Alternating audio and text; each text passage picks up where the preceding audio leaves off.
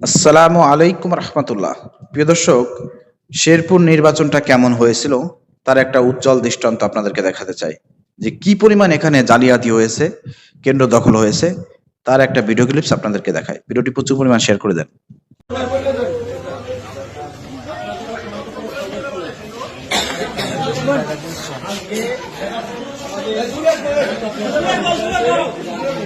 এই নির্বাচনে মোহাম্মদ মিজানুর রহমান কাছি পেয়েছে 2 ভোট, মাহমুদুল হক রুবেল আনের শীষ পেয়েছে 1073 ভোট।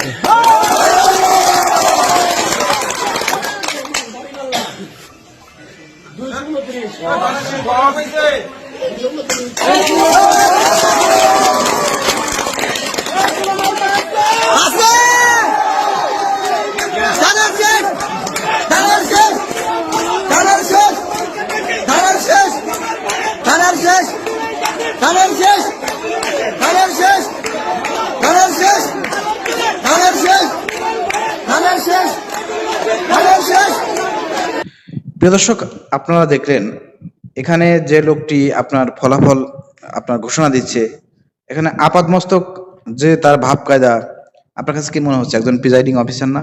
তিনি ফলাফল ঘোষণা করতেছেন না? কিন্তু না, আপনার আশ্চর্য হবেন প্রিয় দর্শক, আপনার খেয়াল করে যদি দেখেন এই লোকটি কিন্তু বিএনপির নেতা। তিনি হচ্ছেন ঝিনাইগাতি উপজেলা বিএনপির আহ্বায়ক। প্রিয় দর্শক, আপনারা দেখেছেন ফলাফল ঘোষণার পরে লাস্টে বিএনপির নেতা কর্মীরা তাকে ফুলের মালা গলায় দিয়ে তাকে নিয়ে যাচ্ছে। তো এই হচ্ছে নির্বাচনের অবস্থা। প্রিজাইডিং অফিসারের কোনো খোঁজ খবর নাই। এখানে বিএনপির লোকজন, বিএনপির নেতারা ফলাফল ঘোষণা করতেছেন প্রিজাইডিং অফিসার সেজে। এই হচ্ছে শেরপুরের নির্বাচনের অবস্থা, বগুড়া 6 নম্বর আসনের নির্বাচনের অবস্থা। এই একটা ভিডিও দিয়েই প্রমাণ করা যায় শেরপুরে কিভাবে নির্বাচন হয়েছে, কেমন নির্বাচন হয়েছে। এটা ওই মাগুরার নির্বাচনকে হার মানিয়েছে। তো বিএনপি ফিরে আসলে পারে, বিএনপি ক্ষমতা আসলে পারে, উপনির্বাচনগুলো এমনই হবে। এটা বারবার প্রমাণিত হয়েছে, আবারও প্রমাণ হলো। কি করবেন? কিছুই তো করার নাই। ক্ষমতায় তো বিএনপি কে আনছেন, 5 বছর ধরে এগুলোই দেখতে হবে। স্থানীয় নির্বাচন, উপজেলা নির্বাচন, মেম্বার চেয়ারম্যান নির্বাচন দেখেন কেমন হয়। আপনাদের শরীরের ভেতর জ্বলবে যে আমরা কি ভুলটা করছি। আমরা তো বারবার আপনাদেরকে বলছি যে ভাই, এক ফ্যাসিবাদকে বিদায় করছেন, আর এক ফ্যাসিবাদকে ক্ষমতা আনেন না। এদেশে মানুষকে একটু শান্তি দেন। নব্য ফ্যাসিবাদকে ক্ষমতা আনেন না, দুর্নীতিবাজ চাঁদাবাজদেরকে ক্ষমতা আনেন না।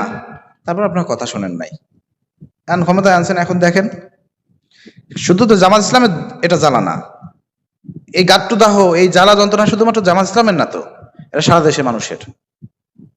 ঠিক আছে, অতএব সবাইকে এই ভোগান্তির শিকার হইতে হবে। এখানে জামাত ইসলাম ফেল করছে, তাদেরকে ফেল করা দিছে, তাতে কি হয়েছে? শুধু জামাত ইসলামের উপর অত্যাচার নির্যাতন হবে? দিন শেষে সবার উপরে এই অত্যাচার নির্যাতন নেমে আসবে। সেই দিনের অপেক্ষায় থাকেন। যে ভুল করেছেন সেই ভুলের খেসারত 5 বছর দিতে হবে আপনাদের। বারবার আপনাদেরকে বলেছিলাম, ভুল করেন না। জামাতকে 70% গণভোটে দিয়েছেন না?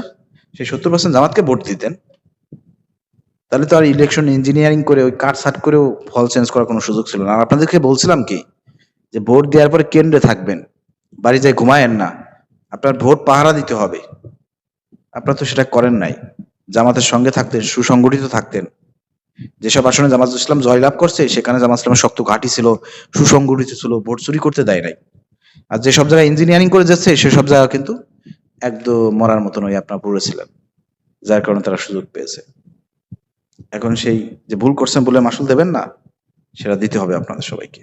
ঠিক আছে, আগামী দিন এগুলোর থেকে শিক্ষা গ্রহণ করেন, আগামী দিন সেই ভুল করবেন না বলে আমি আশা রাখি।